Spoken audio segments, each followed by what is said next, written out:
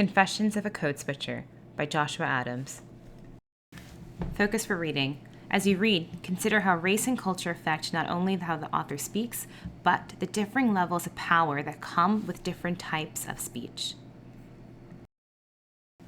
For those who don't know, there's a common idea amongst many Black people that forces in society compel us to be adept at adapting. This idea is captured in poems like We Wear the Mask by Paul Laurence Dunbar, or the different versions of a running joke, if you want to call it that we are bilingual with an around Black people voice and an around white people voice. The Mississippi Delta drawl I and many Black people from the South and West Side of Chicago speak with is why many characterize us as being the South of the North. My mother's side of the family is from Louisiana, my father's side from Florida, and my stepmother's from Mississippi. With every, you said what? Can't hear ya, probably need to come closer. Our ancestors brought this dialect from the South during the Great Migration. On a personal level, that drawl is chiseled into my self-identity of Blackness. But whenever I'm in a classroom, a boardroom, game room, or any room where the majority of people are white, let me rephrase that, are talking white, I talk like them. The frustrating part is that I am rarely, if ever, able to control when this code switch flicks on or off.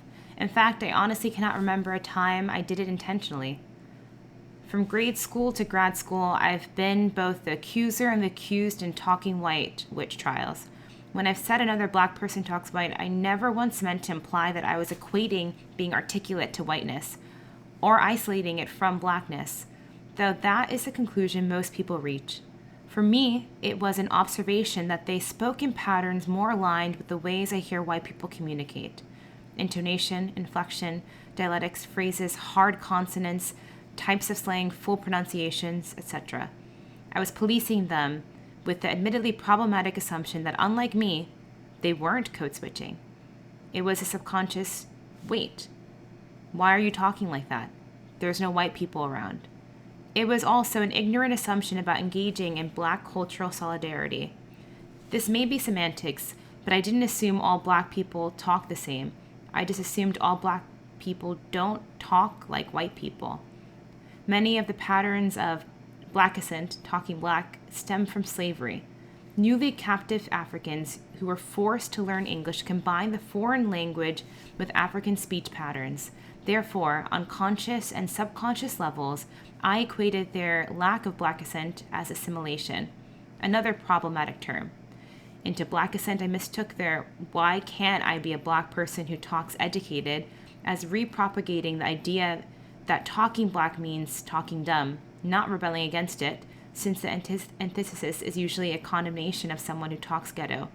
I couldn't understand if they sincerely rejected the equating intelligence to whiteness, or if they used the way uneducated Black people talk as a stepping stone for their exceptional Negrodom.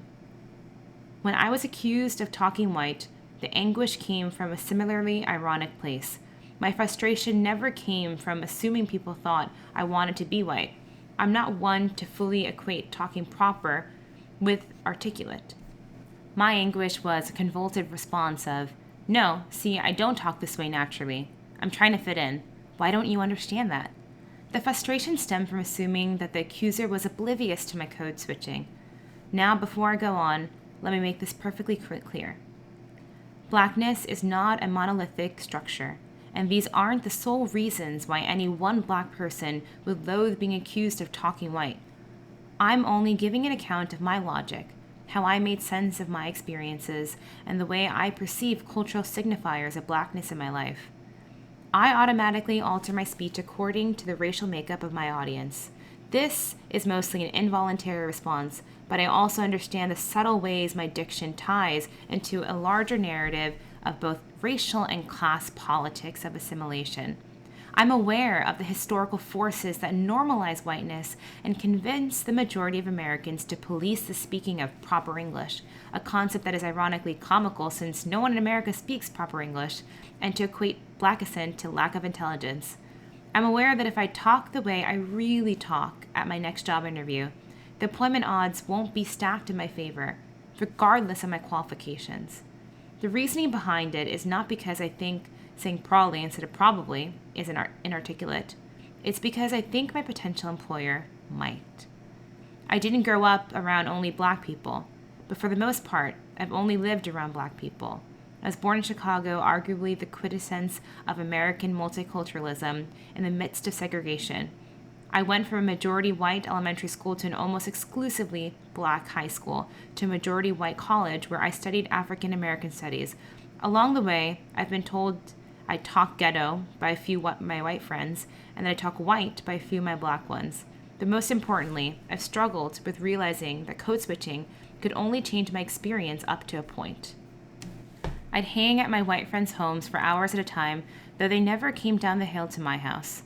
No one explained to me why knocking over garbage cans, sneaking our parents' liquor, or loitering on the corner was horseplay when I did it with my white friends, but marks of criminality when I was with the guys. I wasn't shielded from the shame of realizing that 100% of the racial jokes I laughed at were only aimed at the non-WASP minorities. I was the one the police stopped to make sure I wasn't messing with them or trying to sell them drugs.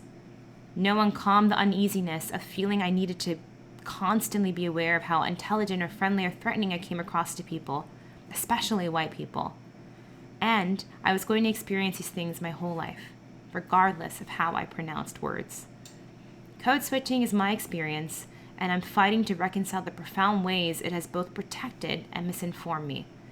It has always been the latent means to a very real and tangible end, whether I can choose to do it or not. What is talking white anyway? Is that even possible? These questions deserve a more definitive answer than I can give here, but honestly, I'm not sure how effective that answer will be in changing the social reality of black kids who come from similar backgrounds, raised in similar environments as I was. Because no matter how comfortable I am around family or friends, life has primed me to the benefits of code switching and the dangers of not.